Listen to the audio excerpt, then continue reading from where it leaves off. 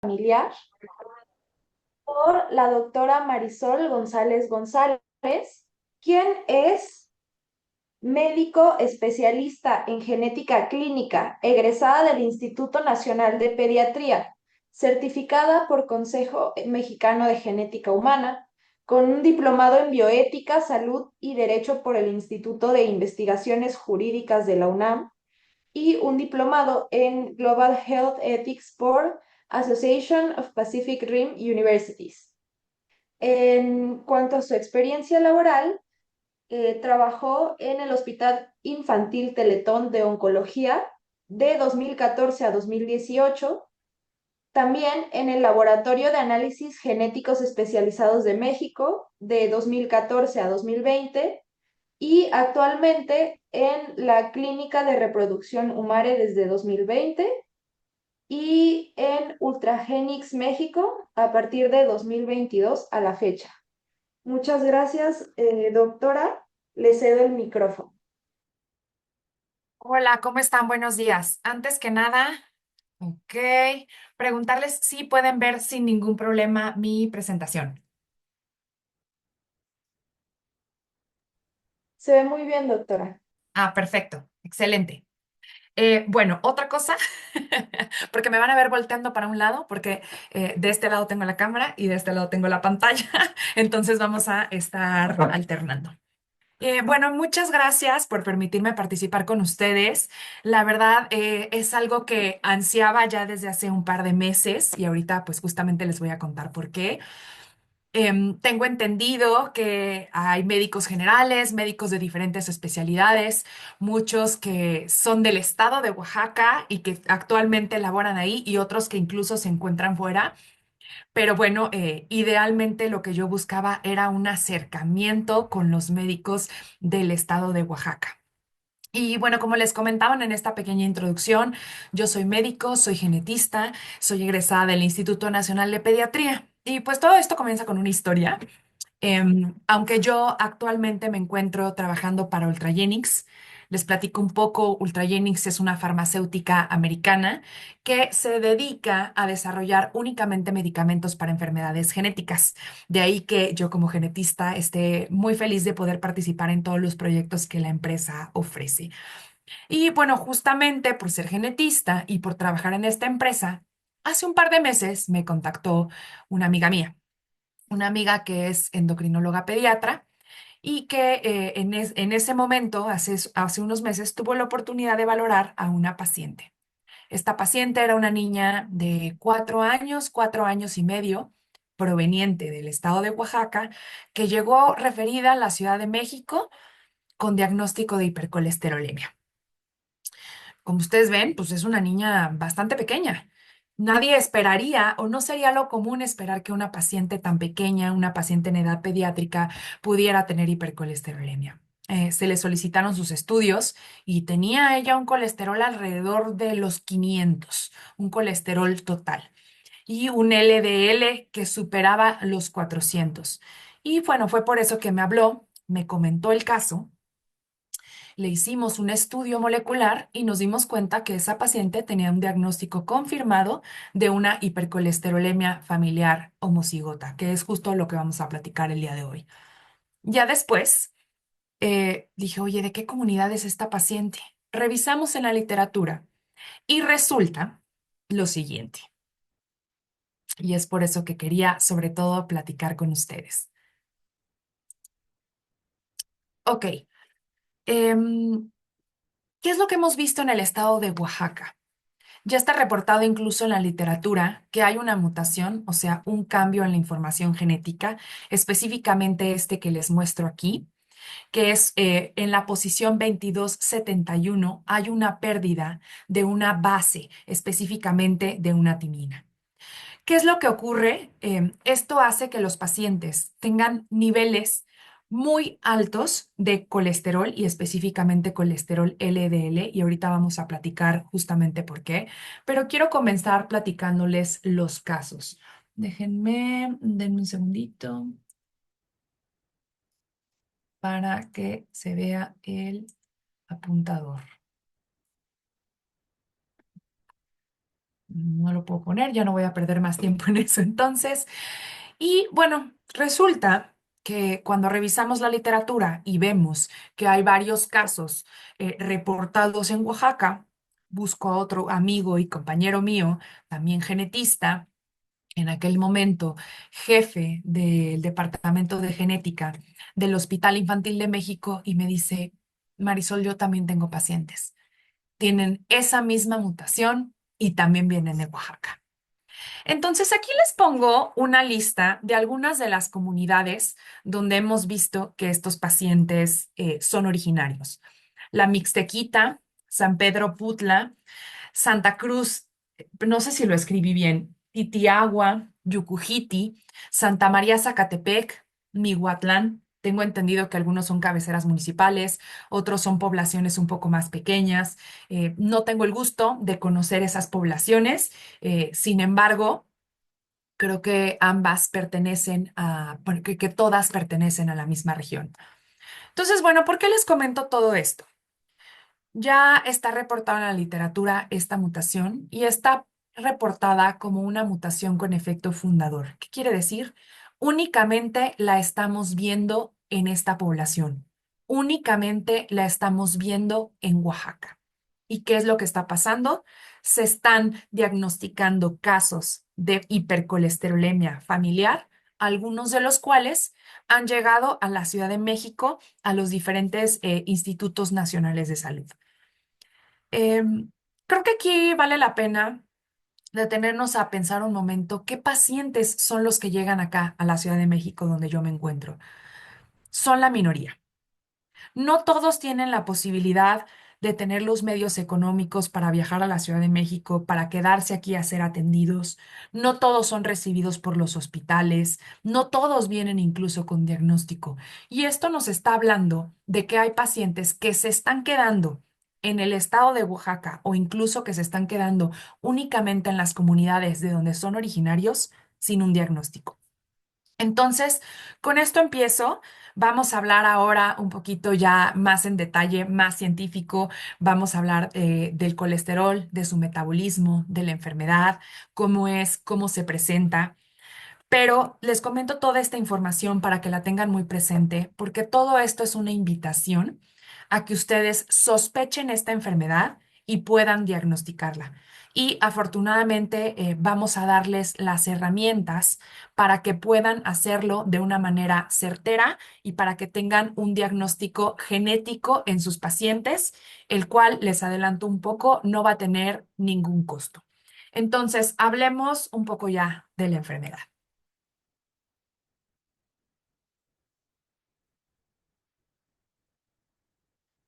Y bueno, como les decía, el tema de hoy es hipercolesterolemia familiar homocigota y bueno, recordaremos todos que bueno, los lípidos van a tener roles fisiológicos esenciales, van a formar parte de las membranas celulares, van a mediar señales tanto dentro como fuera de la célula y pues van a participar en la producción y almacenamiento de energía. Y bueno, el colesterol va a ser necesario para la síntesis de estrógenos, de progestágenos, de andrógenos, aldosterona, también de vitamina D, glucocorticoides y ácidos biliares. Y bueno, el colesterol va a tener dos fuentes, una fuente exógena, que es la fuente que se da gracias a los alimentos o que se obtiene de la dieta. Alrededor de un 30% del colesterol se va a obtener de la dieta, pero otro 70% del colesterol se va a sintetizar dentro del cuerpo.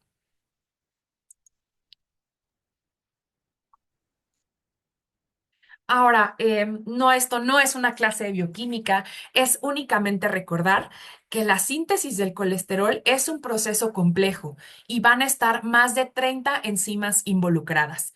Vemos cómo partimos de acetilcoenzima A y después de la síntesis de hidroximetilglutarilcoenzima A reductasa. Aquí viene uno de los pasos limitantes o pasos más importantes en la síntesis de colesterol, en el cual interviene la hidroximetilglutarilcoenzima A reductasa. Y bueno, esta es la enzima sobre la cual interactúan las estatinas al inhibirla. Y bueno, las estatinas finalmente nos ayudan a bloquear la síntesis de colesterol. Esto a modo de un breve repaso. Y bueno, recordaremos que el colesterol no circula solo en el plasma, tampoco lo hacen los triglicéridos. Lo van a hacer unidos. Tanto el colesterol como los triglicéridos se van a agrupar en partículas de lipoproteínas. Las lipoproteínas se van a clasificar de acuerdo a qué tan densas sean y cómo van a estar difiriendo en el componente o en el porcentaje de diferentes lípidos de la cual estén compuestos. Entonces, aquí podemos ver en la imagen, vamos a empezar de las que tienen la mayor densidad y menor tamaño, que son HDLs, siguiendo por las de menor densidad, densidad intermedia, densidad muy baja y finalmente los kilomicrones, que son los que van a tener la densidad más baja, pero el tamaño más grande. Como les decía, estas lipoproteínas van a estar compuestas de diferente manera y en la parte de abajo de la imagen podemos ver justamente cuál es su composición. Por ejemplo, los kilomicrones y los VLDLs van a tener un porcentaje mucho más alto de triglicéridos. A diferencia, por ejemplo, de LDLs, donde vemos un porcentaje más elevado de colesterol, como pueden ver aquí en la imagen se ve esta parte como un poco más, esta fracción como un poco más verde. Ahora, todas las lipoproteínas van a tener como un core, ¿no? Un andamio central que van a ser las apolipoproteínas. Y bueno, en el caso de LDL, la apolipoproteína es la ApoB100. Sin embargo, las lipoproteínas de densidad intermedia y las de densidad muy baja también comparten a esta ApoB100. Ahora, ¿cómo es el metabolismo de las proteínas, perdón, el metabolismo de los carbohidratos y de perdón, ¿cómo es el metabolismo de las lipoproteínas y de estos colesteroles? Vamos a tener un metabolismo intestinal que va a ser una vía exógena y vamos a tener un metabolismo endógeno que va a ser hepático. Entonces, todos esos ácidos grasos o esas grasas que se consumen en la dieta, van a entrar por esta vía exógena, por esta vía intestinal y van a formar kilomicrones. Los kilomicrones son las únicas lipoproteínas que se van a formar a nivel intestinal. Las demás van a tener un origen hepático. Entonces, se forman estos kilomicrones con base a triglicéridos y con base a colesterol, y conforme van pasando por los capilares, gracias a la acción de la lipoproteína lipasa, estos triglicéridos pues van formando o van soltando ácidos grasos libres, los cuales se pueden emplear para almacenarlo a manera de adipocitos o se pueden utilizar a través de la vía de la beta oxidación para una producción energética. Los kilomicrones que no se utilicen o que se queden degradados, estos remanentes pues se van a ir al hígado para formar colesterol libre y para formar bilis. Ahora, en cuanto a la vía endógena, que es la vía hepática, vamos a ver que el hígado produce lipoproteínas de muy baja densidad. Conforme estas lipoproteínas de baja densidad se van hidrolizando y van perdiendo triglicéridos, van formando lipoproteínas intermedias y finalmente LDLs. Estas LDLs se les puede sumar colesterol que viene de las HDL, o sea, de las de alta densidad, y bueno, así es como finalmente terminan conformándose o llevando a cabo su estructura final. También es importante mencionar que el HDL tiene un transporte reverso de colesterol en el cual va a regresar colesterol al hígado. Y bueno, ¿por qué es importante saber todo esto? ¿Por qué es importante identificar las lipoproteínas? Porque como ya sabemos, las LDLs o lipoproteínas de baja densidad se asocian al desarrollo de aterosclerosis, en la cual se empiezan a acumular estas partículas de grasa y material fibroso en la capa íntima de las arterias, activan diferentes reacciones inmunológicas, empiezan a formar fibrosis, a acumular calcio, a jalar células de la capa media, células musculares de la capa media, y empiezan pues a obliterar la luz de la arteria e incluso pueden llevar a la formación de trombos. Ya hablando específicamente de LDL, que sabemos que finalmente de las diferentes lipoproteínas que transportan colesterol y triglicéridos, esta es la que se relaciona al desarrollo de aterosclerosis, pues es muy importante saber cómo es que se regula el LDL. Entonces, esta lipoproteína em, va a tener diferentes receptores de membrana, específicamente en el hígado. La cantidad de los receptores que tenga va a estar regulado de acuerdo al colesterol que haya en la célula. Si hay un colesterol bajo en la célula, aumenta el nivel de los receptores para poder captar más. Si el colesterol adentro de la célula está elevado, se va a disminuir la producción de los receptores. Entonces, ¿cómo va a haber este reconocimiento entre el LDL y su receptor? En gran parte, esto se va a dar gracias a la ApoB, esta apolipoproteína que, como dijimos, va a ser este core o este andamio que forma parte de la lipoproteína. Entonces, pues bueno, esta es una imagen bastante actual, es un artículo que se publicó en febrero de este año. Aquí les menciono a los autores, ambos coinciden que los receptores de LDL que se dan en la superficie de las células hepáticas suelen venir por pares y esto aumenta su eficiencia. Los receptores vienen por pares y captan por pares a las moléculas de LDL que ustedes están viendo aquí, ¿no? Que tienen en su interior a todos estos lípidos y al captarlas las introducen en la célula. Aquí se acidifican, haciendo que liberen todo el contenido de colesterol que tienen y finalmente el receptor se recicla, o sea, se vuelve a reutilizar, se vuelve a utilizar, se coloca nuevamente sobre la membrana del hepatocito para seguir captando moléculas. Y bueno, aquí les quiero mencionar gran parte de ahora cómo se regulan estos receptores de LDL y bueno, se regulan gracias a PCSK9. PCSK9 es una proteasa que se sintetiza en el hígado y va a justamente regular los receptores de LDL. Cuando les pongo LDLR es porque la R es por receptor.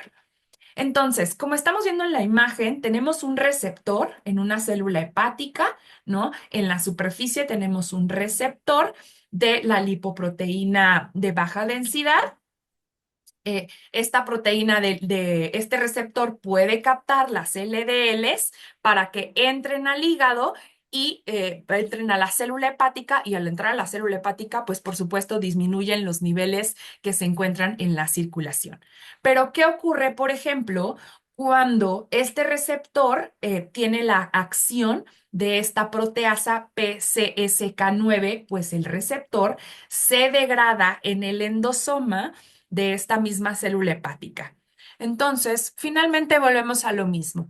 Mientras más receptores haya sobre la superficie de la célula hepática, menos LDL vamos a tener circulante en sangre y esto va a funcionar como un factor protector.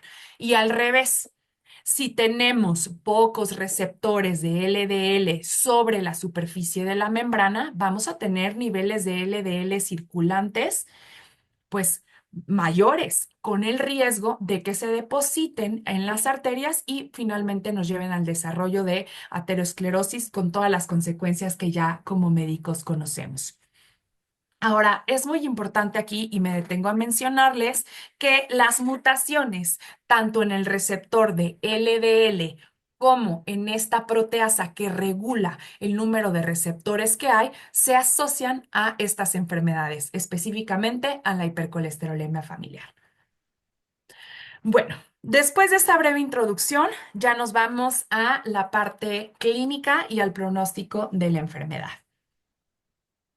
La hipercolesterolemia familiar va a ser un trastorno entonces de los lípidos, va a ser un trastorno que se hereda y va a estar caracterizado por niveles elevados de colesterol, específicamente LDL. Recordemos que LDL es la lipoproteína que para nosotros tiene más interés. ¿Por qué? Porque es la que se acumula en esta capa íntima de las arterias y lleva al desarrollo de la aterosclerosis. Entonces, la hipercolesterolemia familiar se caracteriza por niveles elevados de LDL y una aterosclerosis acelerada y prematura que va a predisponer a eventos cardiovasculares.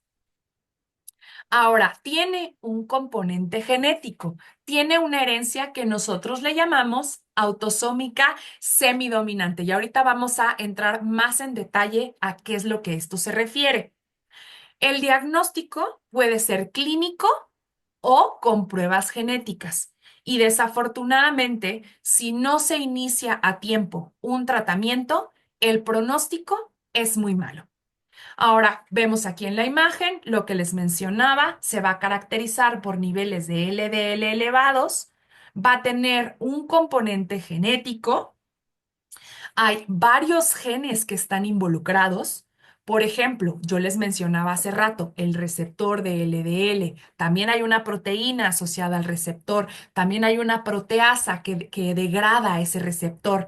Entonces, todos los genes que produzcan o que lleven al desarrollo de estas proteínas involucradas en la homeostasis de LDL, si tienen alguna mutación o algún cambio en la información genética, pues esto va a predisponer a que ocurra una hipercolesterolemia familiar. Las características clínicas, a grosso modo, van a ser los jantomas, aterosclerosis de desarrollo temprano y enfermedad aórtica. La mortalidad en estos pacientes, desafortunadamente, es bastante elevada. Ahora lo vamos a ver con más detalles. Y bueno, hay diferentes agentes de tratamiento, como puede ser la féresis, medicamentos vía oral, terapias biológicas. Y yo quisiera empezar haciendo esta gran distinción entre la hipercolesterolemia familiar heterocigota de la homocigota. Y vamos a hacerlo muy sencillo. En la heterocigota, que es una enfermedad muy común en la población general, que incluso una de cada 250 personas, o entre una de cada 200 a una de cada 300 personas pudiera tenerla, estos pacientes se caracterizan, sí, por niveles elevados de colesterol, sobre todo niveles LDL. También tienen este riesgo de eventos cardiovasculares, pero solamente tienen una mutación, a diferencia de los pacientes que son homocigotos, en los cuales también hay riesgo de eventos cardiovasculares, hay una mala respuesta al tratamiento, hay niveles de LDL muchísimo más elevados, pero no tienen una mutación, tienen dos. Recordarán que para la mayoría de nuestros genes tenemos dos copias. Una copia que nos da nuestra mamá y otra copia que nos da nuestro papá, o sea, un alelo materno y un alelo paterno. En una enfermedad homocigota, ambos alelos o ambas copias del gen tienen la mutación. En una enfermedad heterocigota, solamente alguna de las dos copias la tiene. De tal manera que si solamente tienes una copia de tu gen con la mutación, pudieras echar a andar la otra copia que tienes sin ninguna alteración para poder tratar de mantener hasta cierto límite los niveles normales. Entonces, vamos a ver de este lado una imagen que nos representaría como un árbol genealógico. En la parte de arriba podríamos ver, por ejemplo, a mamá y papá. Y los vemos como mitad rojito, mitad rosa a ambos. Y eso quiere decir, como lo pueden ver aquí abajo, que son heterocigotos. O sea, tienen una copia que funciona normal del gen que sería la roja y una copia que tiene una mutación y que por lo tanto no funciona bien, que sería la copia como rosita o la copia más clara. Esta pareja, en el momento en el que decide tener hijos, tiene los siguientes riesgos. La posibilidad de tener hijos completamente sanos, sin ninguna mutación. Ese es un 25% o uno de cuatro. Tiene un 50% de probabilidad, o la mitad, por decirlo así, de tener hijos como ellos, heterocigotos, con una copia normal y con una copia con la mutación. Y otro 25% de tener hijos con ambas copias mutadas, o sea, homocigotos. Y aquí es muy importante porque clínicamente se van a diferenciar. Este sujeto normal no va a tener un riesgo incrementado de aterosclerosis elevado respecto a la población normal. Él va a tener un riesgo estándar, por así decirlo, porque riesgo, recuerden, tenemos todos siempre. Las personas que son heterocigotas, o sea, que tienen una copia con la mutación, como serían estos dos hijos o como serían los papás, ellos ya se considera que tienen hipercolesterolemia familiar homocigota, una copia mutada, niveles de colesterol elevados, niveles totales, niveles de LDL elevados y riesgo, por supuesto, de eventos cardiovasculares a edades tempranas. Pero, desafortunadamente, a este hijo, al último que vemos, es al que peor le va. Es al que es homocigoto, al que tiene no una, sino dos mutaciones. Este pequeño es el que se encuentra en muchísimo más riesgo, porque no tiene ninguna copia buena de la cual echar mano. Entonces, sus niveles de colesterol total y de LDL son muy elevados y el riesgo de aterosclerosis y eventos cardiovasculares es mucho más temprano. Ahora, regresemos a lo que les comentaba yo del estado de Oaxaca. Ahorita contesto esta pregunta, ¿eh? Si quieren las podemos ir contestando sobre la marcha, no hay ningún problema. Dice, hola, buen día, el que nace completamente sano ya no transmite la enfermedad. No, ya no. Si no la tiene, ahí vamos a decirlo, se cortó. Ajá. Ahora, les pregunto yo a ustedes, bueno, para que me lo contesten. Bueno, quien lo quiera escribir adelante, ¿eh? Aquí es foro abierto. Bienvenido. Bienvenidos todos para que no me quede yo hablando tanto tiempo sola. ¿Quiénes de ustedes se han detectado con colesterol elevado? Seguramente habrá alguien en este foro que vemos que somos bastantes personas, somos 132. Seguramente alguno de ustedes tiene niveles de colesterol elevados. Desde Huejutla, ¿qué tal? Bueno, pues ahorita retomamos esta parte. Saludos. Bueno, seguramente algunos de ustedes tienen colesterol elevados. Ya se habrán hecho estudios, algunos realmente pudieron no saberlo. Ahorita nos vamos a detener a ver cómo es la clínica de los pacientes heterocigotos. Pero bueno, regresando a esta parte del estado de Oaxaca. ¿Cómo fue que de pronto nos brincó tanto esta enfermedad que dijimos, ¿qué está pasando en este estado? Esta niña que les comento que llegó con mi amiga, es el caso que yo tengo como más conocido porque pues fue relativamente reciente y mi amiga me lo comentó hace poco. Era una nena con niveles de colesterol, les digo, colesterol total alrededor de los 500. Eso no es normal, ni en un paciente pediátrico ni en un paciente adulto. Siempre debe de estudiarse, pero desafortunadamente en los pediátricos el pronóstico es mucho peor. Entonces, si estamos viendo en Oaxaca mucho más pacientes homocigotos de lo que los estamos viendo en otras partes del país, es porque ahí hay un foco, ahí hay una mutación que se ha pasado entre la población oaxaqueña.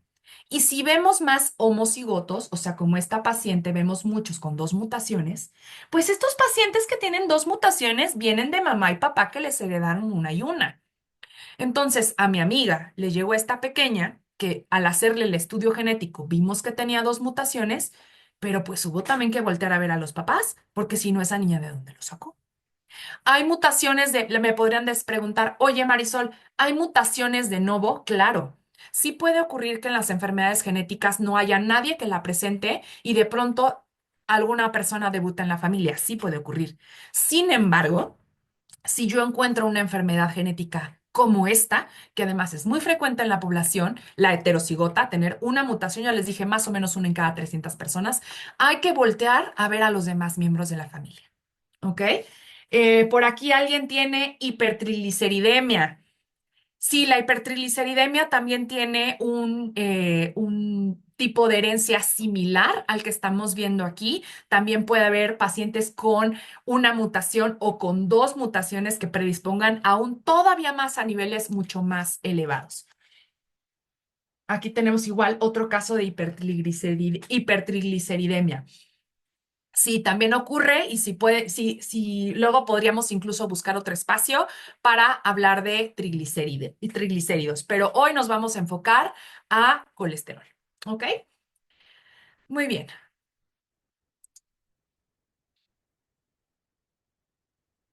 Queriendo yo ya dar un poquito más clase de genética, aunque no sé, aunque sé que no es el propósito del día de hoy, en esta personita o en esta imagen que tenemos aquí, estamos viendo representados los cuatro genes, ¿no? Con sus nombres que se asocian a la hipercolesterolemia familiar. Por ejemplo, estos yo ya se los estuve platicando. LDLR, pues nos habla del gen que codifica para el receptor de LDL. Hago un paréntesis, no sé si haya genetistas aquí entre nosotros, voy a tratar de explicarlo de una manera mucho más coloquial, como la hago un poco con mis alumnos, porque yo tengo la oportunidad de dar clases de genética para la UNAM. Entonces, finalmente, los genes van a ser como instrucciones, instrucciones para producir proteínas. Evidentemente, no todos los genes producen proteínas. Sin embargo, quisiera que se quedaran con esta idea. Los genes pueden funcionar como instrucciones para producir proteínas, como si fueran una especie de receta de cocina. Ahora, si a los genes o a estas recetas de cocina uno les cambia cosas, esto le llamaríamos mutaciones. Vamos a suponer si a una receta de cocina uno le cambia los ingredientes, pues el platillo que se va a dar al final no va a ser el que uno originalmente tenía pensado, ¿no? Y puede ser que no cumpla con las funciones que se solicitaban. Entonces, eso es lo que pasa con las mutaciones. Si tenemos un gen con una mutación, se va a producir una proteína que no es como se necesita, no funciona de la manera adecuada. Puede funcionar de más, puede funcionar de menos, pero no funciona de una manera adecuada. Ahora, específicamente hablando de la hipercolesterolemia familiar, tenemos cuatro genes diferentes que ya cualquiera de esos genes que se encuentre con mutaciones, pues va a tener un efecto en la proteína en la cual produce. El primero, como les mencionaba, es del receptor de la lipoproteína. El segundo es ApoB, que como vimos forma parte de esta estructura o este core de la lipoproteína. El tercero es PCSK9, que es este regulador de los receptores, que va a decir cuántos receptores están o cuántos receptores no están sobre la superficie hepática. Y por último, esta es una proteína asociada también al receptor de LDL. Y bueno, recordarles, porque sí es importante mencionarlo nuevamente, que cuando tenemos casos heterocigotos, solamente hay una mutación. Ajá. Aquí vemos las dos copias del gen LDLR, ¿no? Vamos a suponer la copia que dio mamá y aquí vemos la copia que dio papá y vemos que una de ellas tiene la mutación. Esto es un heterocigoto. Sin embargo, en los pacientes con homocigoto, que son homocigotos, vemos que las dos copias tienen mutación. Ujú. Ahora, también esta enfermedad se puede presentar si se tiene una mutación en un gen, por ejemplo, una mutación en LDL y una mutación en otro gen, por ejemplo, ApoB. Por eso les digo, con los pacientes homocigotos, lo que tenemos que hacer, si lo sospechamos, es buscar las mutaciones y para confirmar que se trate de un paciente homocigoto, deberíamos de encontrar dos mutaciones. Ahora, ¿por qué es importante saber si hay una o si hay dos? Porque esto nos habla, uno, del pronóstico y dos, de cómo debemos de manejar a estos pacientes.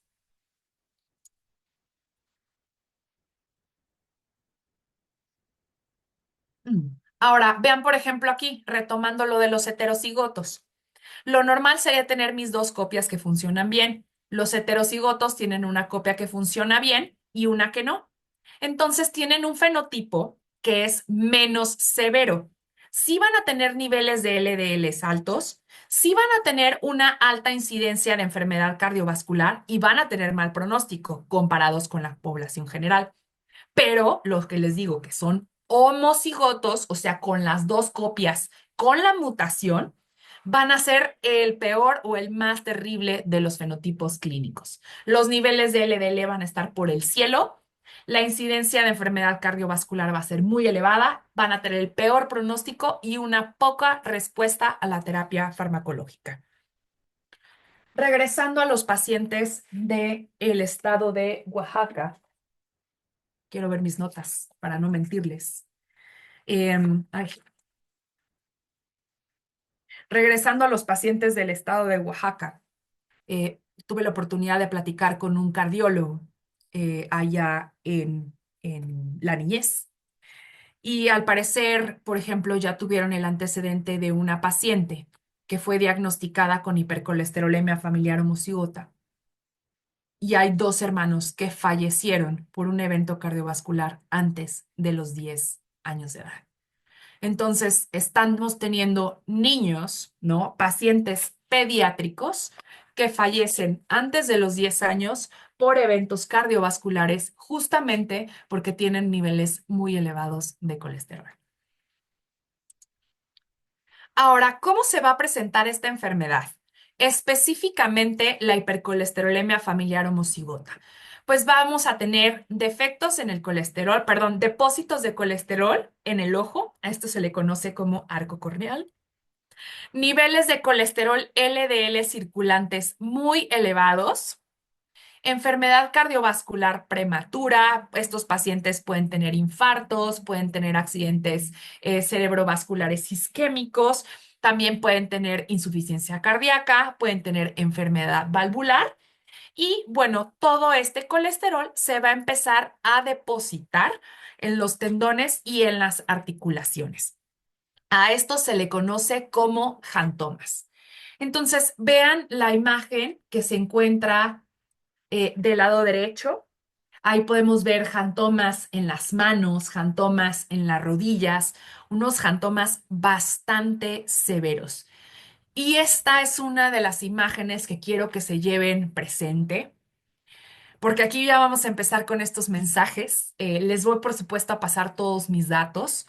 Pero si ustedes llegan a ver pacientes con jantomas, con niveles de colesterol, les repito, LDL, porque el LDL es el que se asocia a riesgo de aterosclerosis, por favor, llámenme. Podemos hacer el estudio molecular, el estudio genético gratuito para ver si tiene estas dos mutaciones que les estoy mencionando, que son los homocigotos, para hacer un diagnóstico certero y para poder ofrecerle al paciente algunas terapias que apoyen que no vaya a perder la vida, incluso a estas edades tan jóvenes como son los 10 años. Ahora, aquí estamos viendo otros jantomas tendinosos más pequeños, visibles. Véanlo aquí, por ejemplo, en la imagen A. En la imagen B vemos unos más pequeños, C en el tendón de Aquiles. Hay otros que no se ven, pero sí se sienten. Esos serían como los más sencillos, vamos así decirlo. Del otro lado de la imagen tenemos el arco corneal que generalmente suele depositarse como a forma de hoz, ¿no? En la parte de abajo del ojo. Después evoluciona a la parte de arriba para finalmente constituir lo que viene siendo el arco. Ok, aquí tenemos otra información de alguien que tiene trigliceridemia. Con infarto, fallecieron, no los estudiaron. Ok. El hermano y quien escribe tampoco han tenido alteraciones del perfil lipídico. Yo creo que de entrada, siempre la primera recomendación es que todos deberíamos de tener por lo menos algún estudio de un perfil de lípidos que nos hayamos realizado en la vida. Si a mí me preguntan, incluso esto debería de formar parte del tamiz neonatal. Yo incluiría, si de mí dependiera, hacerles a todos los recién nacidos por lo menos unos triglicéridos y un colesterol. Porque esta enfermedad que estamos viendo ahorita de hipercolesterolemia familiar puede ser detectada prácticamente desde el nacimiento, están los niveles elevados de colesterol. Entonces, si hay antecedentes en su familia, háganse estudios, háganle estudios a sus hijos. Esta es una enfermedad, digo, a ver, no quiero que nos confundamos, hay hipertrigliceridemia, hay hipercolesterolemia, hoy estamos enfocados a hablar de colesterol, sin embargo, también es importante si hay niveles de triglicéridos elevados, pues estudiar, buscarlos y por supuesto buscar inicialmente un manejo dietético y posteriormente farmacológico, ¿no? Pero la idea aquí es que tengan súper presente que pueden encontrarse con estos pacientes, por ejemplo, estos que tienen los jantomas o que tienen el arco corneal o que tienen el jantelasma, que son, como ustedes pueden ver aquí, depósitos también de colesterol, pero a nivel de los párpados pueden estar en párpado superior o pueden estar en párpado inferior. Yo aquí les diría o les preguntaría, ¿han visto ustedes algún paciente con estos niveles, perdón, con jantomas en los tendones, jantomas en los tendones de las manos, en los tendones sobre, por ejemplo, el tendón de Aquiles, alrededor de los ojos, arco corneal? Y sobre todo si estos pacientes son pacientes pediátricos, por favor no duden en contactarme cuando vean pacientes con esto que estamos viendo aquí en esta imagen para que podamos ofrecerles el estudio genético, ¿no? Para colesterol, ¿ok? Perdón que parece. Soy muy repetitiva, pero es para que no se nos olvide. Bueno, ahora, ¿cómo es el curso de esta enfermedad? Pues como les decía, es una enfermedad que desde el nacimiento ya está, porque es una enfermedad genética. Ya naces con esa mutación o con esas, los pacientes ya nacen con esa mutación o con esas dos mutaciones.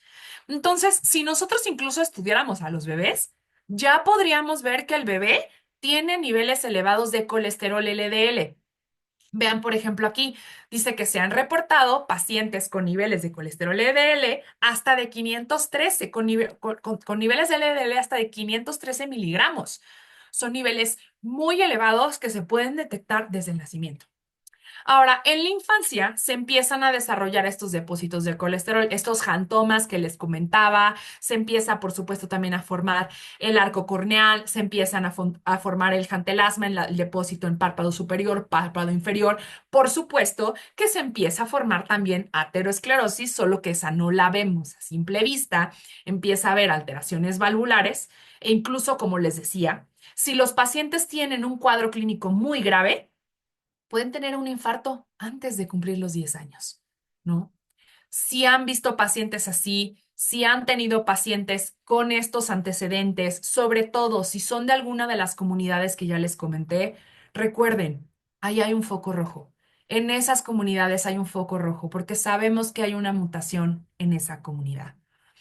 Y bueno, en la adolescencia empiezan los eventos cardiovasculares más importantes, un cuadro clínico mucho más severo, empeora toda esa fibrosis, toda esa inflamación que se produce en la raíz de la aorta.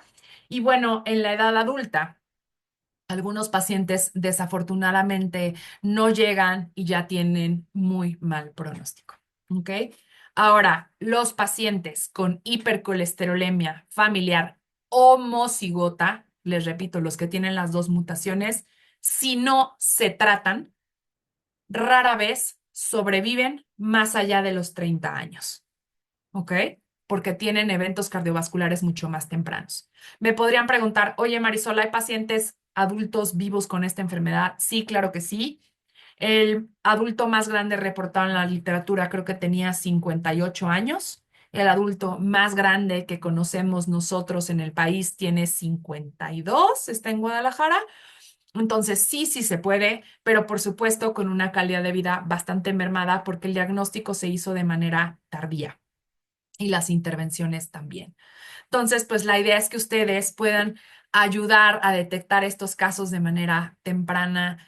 Entonces, no se olviden, por favor, de todas estas lesiones que mencionaba, los jantomas. Si ven esto en un paciente, pídanle un colesterol.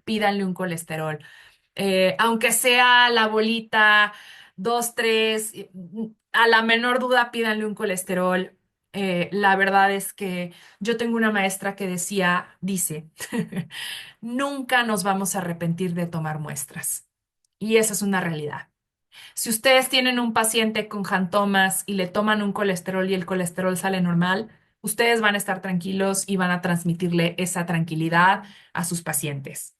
Sin embargo, si llegan a detectar algún nivel de colesterol elevado, quédense tranquilos que también hicieron lo que correspondía, que era un diagnóstico oportuno. Entonces, por favor, si ven algo de lo que están viendo aquí, no duden en iniciar con un colesterol y contactarme, porque ese es el diagnóstico temprano que hace que los pacientes puedan vivir más allá de los 30 años porque no los diagnosticaron o no los trataron. Y bueno, se cree que mundialmente esta enfermedad es rara, de 1 en 1 millón, pero lo que hemos visto en México, bueno, es que no hay datos, pero de los heterocigotos, o sea, los que tienen una sola mutación, tenemos una prevalencia de 1 en 250 personas, una de cada 250 personas. O sea, aquí ya vemos 143, 144 ahorita en este Zoom. Seguramente hay una, bueno, no, yo creería que hay más, porque yo sí creo que es un poco más frecuente. Ahora, las homocigotas, o sea, los que tienen dos mutaciones, hay una prevalencia en nuestro país de aproximadamente 1 en 250,000. Pero les digo, yo de Oaxaca, específicamente de esa zona y de esas ciudades, yo ya conozco más de 12 niños, entonces evidentemente entiendo que Oaxaca es un estado con una población significativa. Sin embargo, ya hay muchos niños homocigotos, les repito, la peor variante que ya los encontramos ahí en su estado. Mm. Y por aquí hablan igual de una paciente de 50 años, pero esta tiene triglicéridos de 800 1500. Sí, eso también es una enfermedad genética. Muchas gracias, Denise. Me voy a poner de acuerdo con las organizadoras de esta sesión para que, porque hay otra doctora que, así como yo estoy viendo esta parte de hipercolesterolemia, hay una doctora compañera mía también genetista que ve la de hipertrigliceridemia, entonces yo creo que valdría la pena que tuvieran ambas sesiones, porque yo no tengo el estudio genético para la hipertrigliceridemia, yo tengo el estudio genético para el colesterol. Ella tiene la de hipertrigliceridemia, entonces creo que valdría la pena como tener ambas pláticas para que ustedes pudieran tener las diferentes opciones. Entonces, pues bueno, retomando, es una enfermedad rara en México, sí, pero al parecer no tan rara para el estado de Oaxaca. Am, y bueno, ¿por qué es muy importante diagnosticar esta enfermedad y tratarla a tiempo? Porque como ya vimos, niveles elevados de LDL se asocian a aterosclerosis y a un aumento del riesgo de mortalidad por todas las causas que son cardiovasculares que están relacionadas a los niveles de colesterol. Hay una mortalidad cardiovascular prematura. Y bueno, el riesgo si los pacientes tienen hipercolesterolemia homocigota, o sea, con dos mutaciones, tienen un riesgo 100 veces mayor de tener, por ejemplo, un infarto. Entonces, vean estas gráficas que estamos viendo al lado derecho.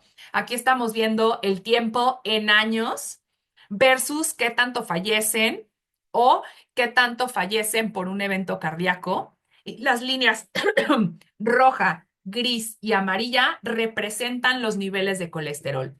¿Qué es lo que a grosso modo estamos viendo aquí? Que mientras más alto sea el nivel de colesterol, mayor es el riesgo de fallecer a una edad temprana y de fallecer por un evento cardíaco. Ustedes lo ven aquí, ¿no? A los que les va peor o tienen una mayor proporción de fallecidos o una mayor proporción de fallecidos por evento cardíaco a lo largo del tiempo son a los de la línea roja, o sea, a los pacientes que tienen los niveles de colesterol más elevado. Específicamente, los de la roja están rondando los niveles de colesterol total en 584. Pero recuerden que colesterol total, pero sobre todo a expensas de colesterol LDL. Por aquí hay otra pregunta. Dice, ¿de los pacientes pediátricos que tienen hipercolesterolemia son de alguna región en particular? Sí, tengo entendido que es la región mixteca. No sé bien las comunidades. Ahorita en otra diapositiva, Mariela, viene, les estoy leyendo las preguntas, para los que no sabían qué estaba yo haciendo. Pueden preguntar al tiempo, no pasa nada, yo con mucho gusto ahí vamos viendo. Vamos a ver otra diapositiva donde les recuerdo cuáles son las poblaciones de Oaxaca donde ya hemos encontrado pacientes. No es que hayamos ido específicamente a la comunidad, sino que sabemos que los pacientes provienen de esa región. Creo que es zona mixteca y ahorita te digo específicamente cuáles son. Y bueno, retomando un poco, estos pacientes, los pacientes que tienen hipercolesterolemia familiar, van a tener signos que se pueden ver, ¿no? Que ustedes pueden ver en cualquier consulta, pueden ver los jantomas, pueden ver a simple vista el arco corneal, pueden ver los jantelasmas, incluso pueden ser tan grandes que causen limitaciones físicas. Había un paciente de los que tenemos identificados que tenía uno en el codo enorme y no podía extender bien el brazo de cómo todo el depósito de colesterol estaba limitando el movimiento de la extremidad.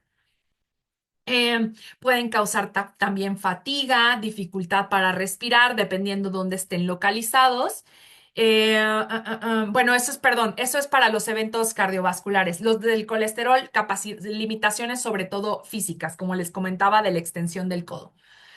Psicosocialmente, pues los afectan mucho. Por supuesto, está el tema del bullying, que los pacientes se aíslan, no saben lo que tienen. Entonces, pues, son depósitos de colesterol y estos depósitos de colesterol pueden revertir con el tratamiento. ¿Ok?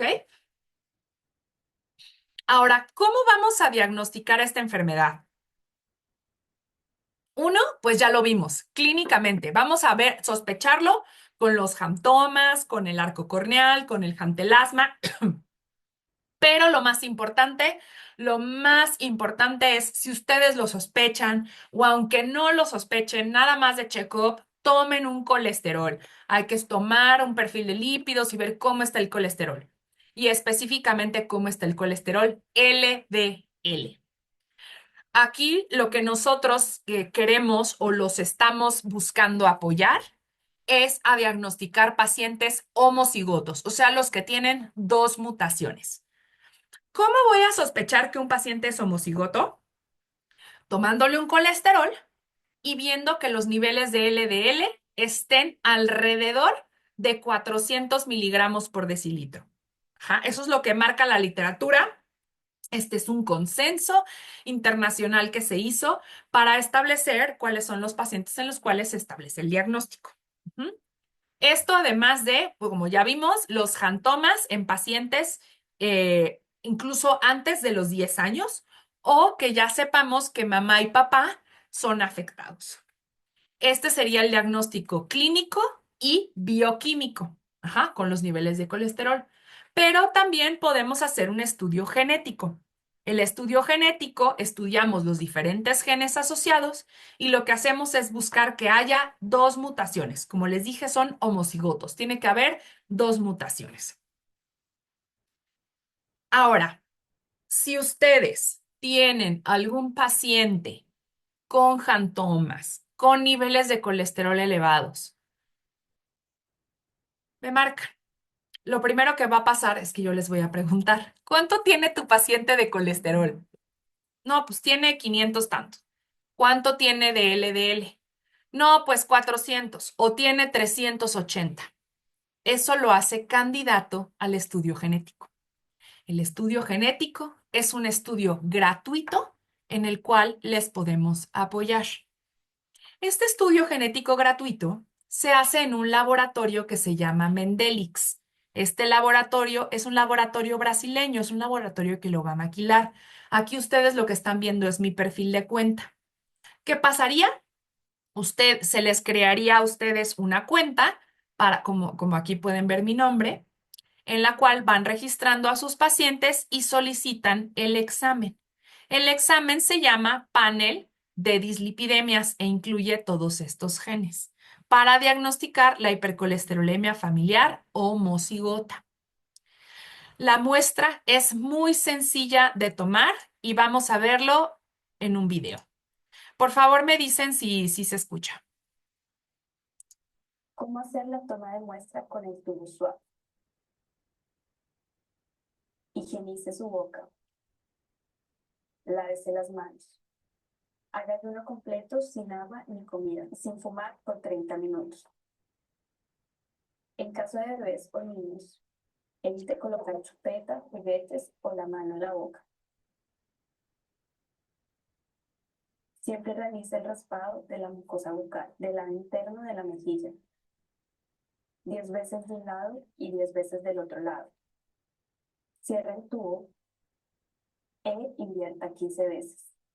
Importante, el tubo tiene que ser almacenado y enviado a temperatura ambiente. La estabilidad de la muestra es de 30 días.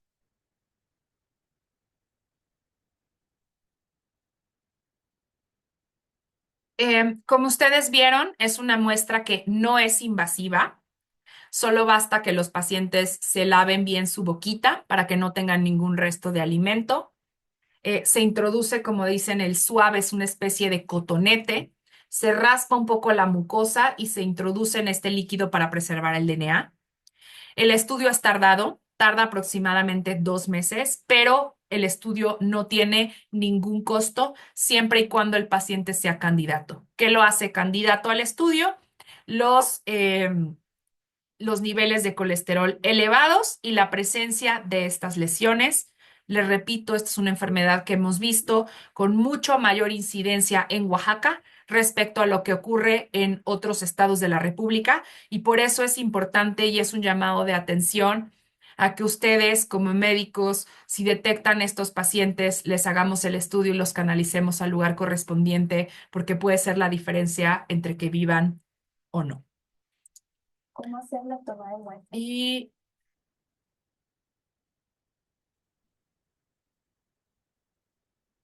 bueno, ese es cómo registrar la muestra, pero bueno, Sí. eso ahorita no me quiero detener.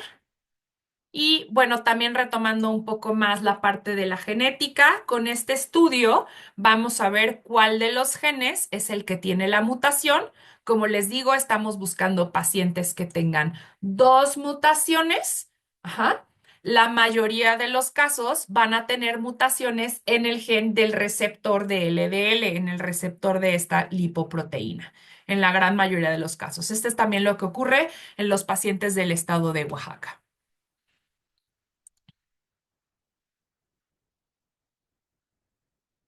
Esa ya la habíamos visto. Y pues bueno, recordarles esta parte que los pacientes que tienen mutaciones o cambios en el receptor de la lipoproteína, pues van a tener una menor actividad de este receptor, por lo tanto, niveles circulantes de LDL mucho más elevados y un riesgo cardiovascular mucho más elevados. Y aquí están nuevamente las comunidades. Como les decía, esta es la mutación que se ha reportado únicamente en Oaxaca. Es una mutación en el receptor LDL y es una mutación, justamente así es como nosotros la nomenclatura marca que debemos describirlo. Hay una pérdida de una base nitrogenada, nada más. Es un cambio muy, muy, muy pequeño, pero como ustedes pueden ver y les mencionaba hace rato, ha afectado a varios pacientes. Estas son algunas de las comunidades donde hemos encontrado, eh, donde hemos encontrado pacientes ya afectados, la Mixtequita, San Pedro Putla, Santa Cruz Titiagua, Yucujiti, Santa María Zacatepec, Mihuatlán. Sobre todo, por favor, pues ahí sí que mucho ojo con los pacientes provenientes de esas comunidades porque sí tienen una incidencia mucho más elevada. Y bueno, el enfoque de hoy era más que hablar, no me quiero meter a hablar de tratamiento. La idea es, si me invitan en otra ocasión, con muchísimo gusto.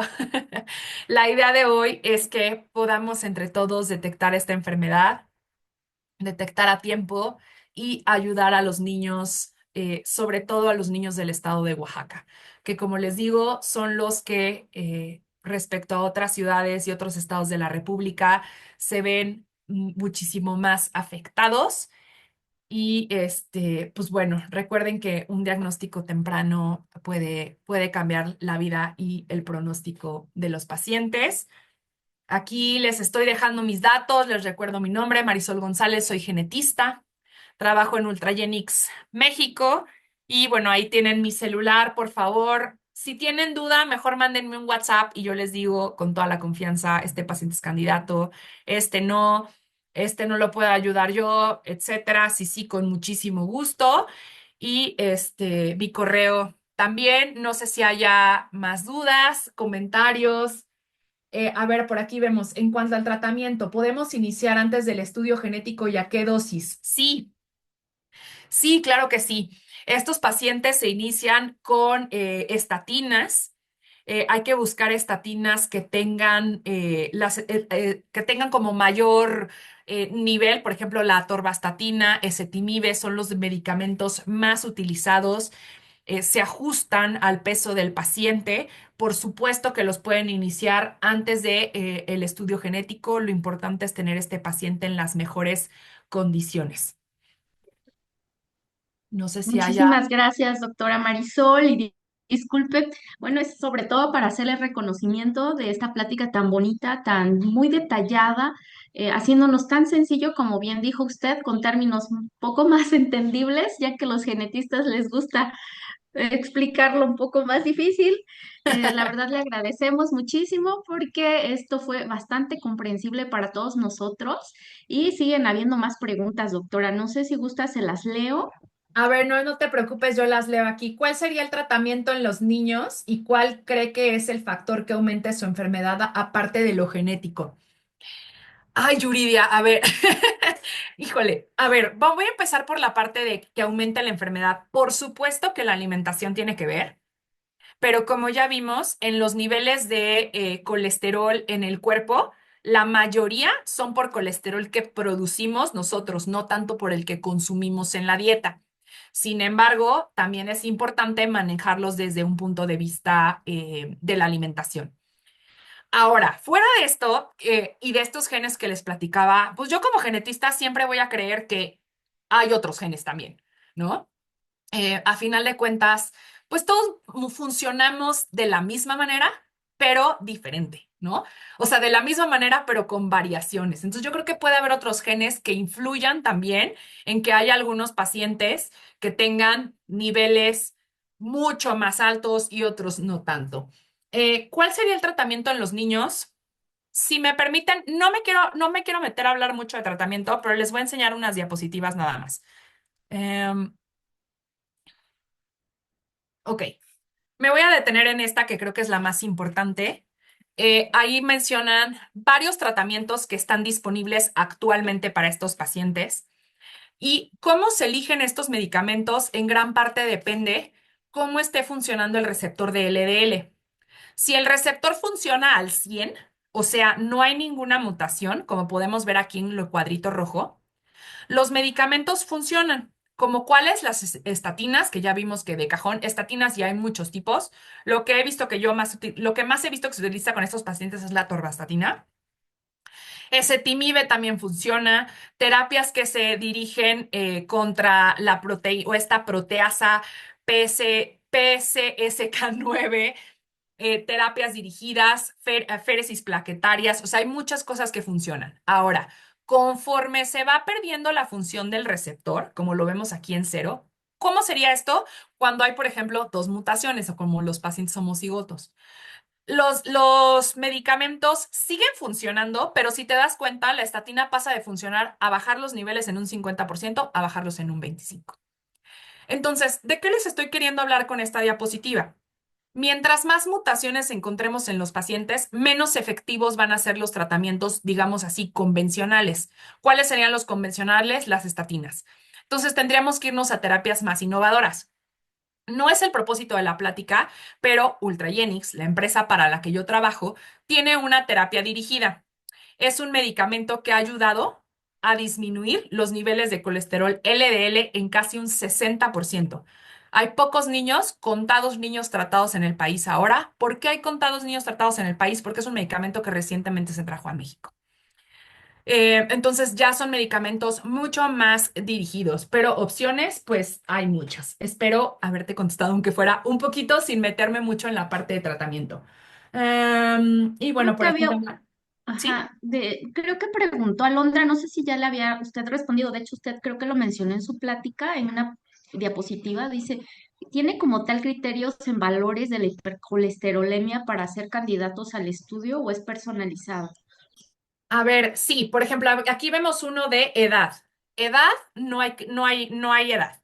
O sea, sea niño o sea adulto, el principal criterio es el valor de colesterol. Ajá. Si ustedes tienen un paciente con colesterol alrededor de los 400, ¿no? Ese paciente es candidato. Si me dices, oye, es que tiene 389, lo más probable es que lo aceptemos. ¿Sí me explico? Porque tampoco los pacientes se leen el libro. La idea es, cuando me contacten, por favor, platíquenme un poquito de su paciente en cuanto a si tiene jantomas, que son estos depósitos de colesterol, si tiene el arco corneal y pídanle un colesterol. Ya conforme a eso vamos viendo, porque hay algunos pacientes que están un poco en la raya y aún así de todos modos los apoyamos con el estudio. Entonces, ante la duda, mejor contáctenme. Ahorita les vuelvo a poner mis datos. Espérenme, me voy a regresar a la diapositiva para que se queden mis datos ahí. Y entonces, no hay edad para el estudio. Lo que sí es importante es el colesterol. Ajá. Am, Dice que si en niños con obesidad y resistencia a la insulina se pueden utilizar los mismos medicamentos. Sí, sí se pueden utilizar. Am, Otra duda, ¿es recomendable solicitar a pacientes pediátricos LDL, triglicéridos y colesterol o todo el perfil lipídico completo? Yo no tengo hijos, pero si tuviera, les pediría perfil lipídico completo. Sí. Les repito, cuando mi maestra me enseñó esto, ya me lo quería yo tatuar para siempre. Nunca se van a arrepentir de pedir un estudio. Lo de menos es que te salga normal, ¿no? No pasa nada. Sí, hay un gasto de por medio, pero un perfil lipídico puede llegar a ser accesible a gran parte de la población. Entonces, no se van a arrepentir. Tenemos aquí una doctora que dice que es de la región de la Mixteca. En un pueblo, híjole. Doctora Yuridia Aguilar, ¿me puedes mandar un WhatsApp, por favor? Ahí está mi celular. Con mucho gusto lo vemos aparte. Em, la rosuvastatina. También tengo entendido que también se utiliza la rosuvastatina y creo, no me dejen mentirles porque la verdad es que no sé cuál sea la edad que marque la información para prescribir de la rosuvastatina, pero creo que puede utilizarse a partir de los 5 años. Tomen con cautela mi respuesta porque no estoy muy segura de la rosu. La mayoría de los medicamentos para los trastornos de lípidos están indicados a partir de los 5 años. Sin embargo, y me encantaría si hay algún endocrinólogo pediatra entre nosotros, hay muchos casos en los que si se detecta antes, ¿para qué te esperas? 6 meses. Si están indicados a partir de los 5 es porque generalmente en los ensayos clínicos de los medicamentos se incluyen niños a partir de los 5. Pero si hay un niño que tiene 4 o 3 años y en esa edad lo detectas, yo creo que pudiera ser prudente iniciarle el medicamento antes. Am, Gracias por poner los ojos en la población de Oaxaca. Oigan, amo Oaxaca. Quiero decirles que yo estuve trabajando en el CRIT allá en Oaxaca cuando era recién egresada, o sea, hace como 11 años. La genetista que estaba en ese momento trabajando en el CRIT, ahí en Jojocotlán, se había ido de incapacidad por el embarazo y juntó vacaciones y ya saben. Entonces yo dije, yo me voy, ¿no? Porque es super team Oaxaca. Entonces, pues estuve unos meses allá viviendo y créanme que quiero Oaxaca con todo mi corazón. La gente es maravillosa, el estado es hermoso, la comida es la mejor, o sea, no hay discusión, no hay discusión. Entonces, me encanta. Por eso agradezco mucho poder participar ahorita. La verdad es que sí estoy un poco impactada con todo lo que hemos encontrado en su estado. También el cómo es geográficamente y cómo es culturalmente predispone a muchas enfermedades genéticas. Y con esto me refiero a si las comunidades son aisladas, si geográficamente de difícil acceso, si las comunidades son pequeñas, las enfermedades genéticas empiezan a aumentar en su incidencia. ¿Por qué? Porque se empiezan a relacionar entre personas que son muchísimo más cercanas. Entonces es por eso que luego encontramos enfermedades como esta ahí. Es algo muy desafortunado porque tiene muy mal pronóstico, pero le repito, queremos ayudarlos, queremos diagnosticarlos, queremos ver cómo tratarlos, pero necesitamos encontrarlos. Yo no estoy ahí, no conozco las comunidades de la Mixteca. Si ustedes forman parte, por favor, escríbanme y vemos qué podemos hacer por esas comunidades. Aquí alguien más que es de la región y vuelven a preguntar la edad, les digo, no hay edad. O sea, si ven a un niño chiquito y tiene las bolitas o tiene un hermano que tuvo las bolitas, tómenle un colesterol, no se van a arrepentir, no se van a arrepentir. Em, Hay estatinas en suspensión, según yo no, pero no te quiero mentir.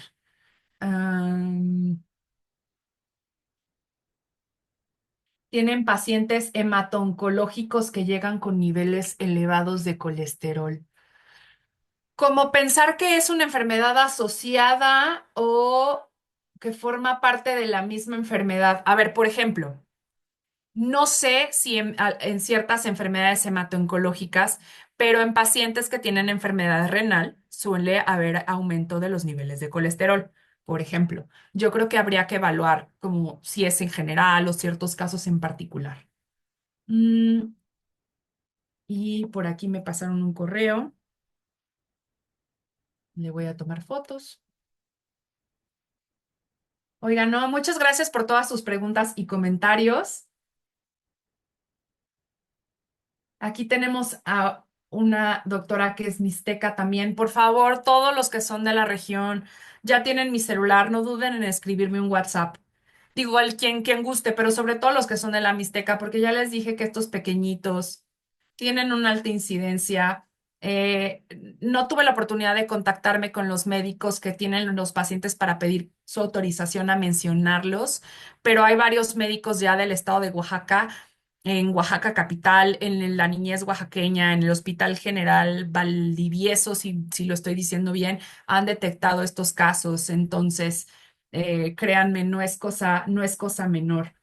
Mm, en una imagen presenté que hay hasta en fetos claro.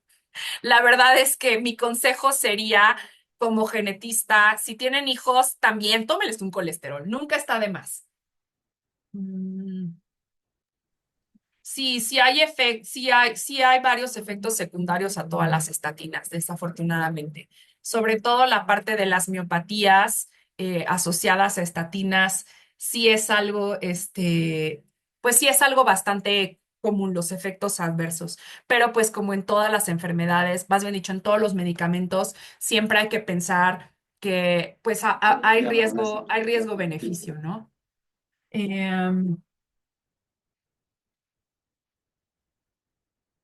A ver, aquí otra vez, paciente con hipertrigliceridemia. Si me dan chance, yo con mucho gusto les puedo pasar el contacto de la doctora que ve los de hipertrigliceridemias, por si ella puede también darles una plática y ofrecerles su estudio molecular. No les ofrezco el mío porque no les sirve, porque para hipertrigliceridemia son otros genes los que se estudian. Entonces, si les hacemos mi estudio molecular, el que yo les estoy ofreciendo gratuito, no les va a ser de utilidad, ¿no? Pero sé quién lo tiene y los puedo poner en contacto como grupo para que los apoyen. Tiempo máximo de uso de estatinas, es que hay pacientes que se diagnostican y se los quedan pues toda la vida, ¿no? Les digo, riesgo-beneficio, pero pues hay que ver lo que sea más ajustado para cada quien. Y pues ya si no hay más dudas, pues muchísimas gracias. Les repito, ahí están mis datos. No duden en contactarme, están en la presentación. Espero que todos pues los puedan ver. Si no, se los voy a escribir aquí en el chat.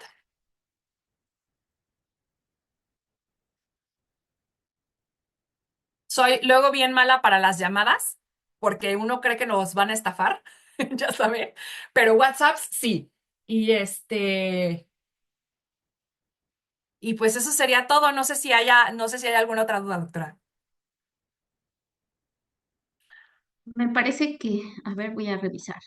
Había comentado la doctora Isabel que pues sería un buen punto para los alumnos de lo que sería la maestría en salud pública de aquí de la universidad, ¿no? Para que se unan a esta investigación, digo, porque ellos pues salen a comunidad y todo. Ok, hay alguna manera? Digo, la verdad es que si alguien me pudiera ayudar a hacer el contacto con ellos, vemos qué podemos trabajar. Hago el paréntesis, en la empresa donde yo trabajo se fomenta también la investigación. Entonces, si hay alguien que quiere hacer algún proyecto, por favor, no duden en acercarse para que le digamos cómo podemos trabajar. Perfecto, sí, doctora, yo le haré llegar el número de la doctora Isabel para que ella nos proporcione pues el contacto, ¿no? Y sea como más directo el enlace. Va, Eh, perfecto. pues, pues muchísimas gracias. La verdad es que hay mucha interacción por parte de todo el público. Hubo bastantes alumnos, 145 médicos conectados Un y pues buen. los felicito porque pues como bien dice usted es llevar la noticia a más personas y pues que nos enteremos bien, ¿no? De este problema que pues nos afecta mucho, sobre todo a Oaxaca, ¿no? Y Claro que que sí. incluso en todo México, ¿no? Comparado con otros países, como nos había usted comentado, la verdad es sorprendente la diferencia. Sí. Sí, es correcto. Entonces, pues piénselo para sus pacientes, pero también para ustedes mismos y sus familias, porque es tan frecuente esta forma heterocigota donde hay una sola mutación que cualquiera de nosotros pudiéramos estar afectados. Entonces, pues considérenlos, hay que tratarnos a tiempo y recuerden que para ayudar a los demás, primero tenemos que estar bien nosotros. Entonces, pues háganse sus laboratorios. Sí, doctora, tomaremos en cuenta su consejo y la Universidad Autónoma Benito Juárez de Oaxaca le agradece infinitamente esta fabulosa plática, muy nutritiva para todos nosotros y esperemos que no sea la última vez que usted nos proporcione otra ponencia. Ay, Muchas muchas gracias, gracias. doctora. Aquí estoy al pendiente. Hasta luego. Bonito Hasta día. luego. Excelente día. Bueno, pues en cuanto a los comentarios que están poniendo, bueno, la doctora Itzamar dice que si podríamos compartir la ponencia. Probablemente usted es nueva, doctora. Nosotros, acabó ahorita la licenciada Andy de enviar un link donde nosotros subimos las ponencias, todas las ponencias que se han llevado a cabo desde el 2023 a la fecha, que fue cuando se inició este proyecto bastante bonito por parte del doctor Echeverría, que fue el pionero, el que hizo esto como un plan para que todos nos actualicemos, sobre todo médicos recién egresados de nuestra universidad y pues todos aquellos que también así lo deseen. Aquí nosotros les enviamos, bueno, el link de YouTube donde ustedes pueden ver las sesiones pasadas. Si no, lo vamos a volver a enviar. Y también tenemos un link para unirnos a un grupo de WhatsApp. Tratamos de no enviar muchas cosas porque yo entiendo, todos tenemos muchos grupos, ya no queremos más información, sobre todo noticias, cosas así. La verdad es que este chat simplemente es para informarles a ustedes ponencias que no solamente son de nuestra universidad o generalmente yo les comparto ponencias gratuitas y también les comparto información de maestrías, el doctorado que ahorita les compartí en el chat también de biociencias experimentales y pues muchos de ustedes puede ser que estén interesados en ello. También les compartimos sobre todo aquellos que nosotros damos aval. Algunos cursos no son directamente organizados por nuestra universidad o son exalumnos que ya tienen, por ejemplo, un convenio con la universidad en el sentido de que se hacen diplomados, por ejemplo, el de pie diabético o flebología o de ultrasonido. Entonces, todo esto nosotros les estamos compartiendo para que ustedes, si en algún momento les interesa, pues se inscriban o si desean más información, pues se pongan en contacto. Justamente les voy a comentar, hay una beca para este sábado. Les voy a compartir, denme un segundo, voy a cerrar mi cámara y mi micrófono un ratito, voy a subir el flyer del evento que los estoy invitando. Bueno, hay una beca, ahorita les voy a decir en qué consiste, quien se la gane. Es una beca para un simposio de ginecología que organizan nuestros amigos de CEPROMEGEO que se va a llevar a cabo este fin de semana. Entonces, va a ser en la Universidad La Salle. Y bueno, por trabajo no entré en tiempo. Ah, sí. Entonces ya los acaba de reenviar la licenciada Andrea, los links, el de YouTube, donde yo lo menciono así como una biblioteca, pues biblioteca, donde ustedes pueden volver a ver videos. Hay clases bastante interesantes, como por ejemplo un taller de biometría hemática para que ustedes puedan verlo, la que fue la semana pasada, para interpretar placa de tórax, o sea, el inicio de cómo valorar una placa de tórax. La verdad, todo esto es más que nada actualización en todos los médicos de primer nivel, ¿no? Eh, entonces ya les digo, les voy a compartir este link para que les informe, lo vean, lo chequen. Y bueno, aparte, perdón, les acaban de enviar el link de registro. Todos aquellos que son nuevos les estamos pidiendo de la manera, o cómo sería, con todo pues el favor que ustedes nos hagan de que en su dispositivo donde ustedes se están conectando coloquen su nombre y si es posible con sus apellidos para que nosotros, cuando nosotros hacemos el registro que nos da el Zoom, nos manda solamente su nombre de su dispositivo. Entonces, no podemos cotejar con el link de registro si ustedes no pusieron su nombre, pues no vamos a poderles enviar su constancia. Acuérdense que sí se les da valor curricular a estas constancias siempre y cuando cumplan con el porcentaje de un 60% de respuestas afirmativas. Entonces ya les comparto, denme un segundo.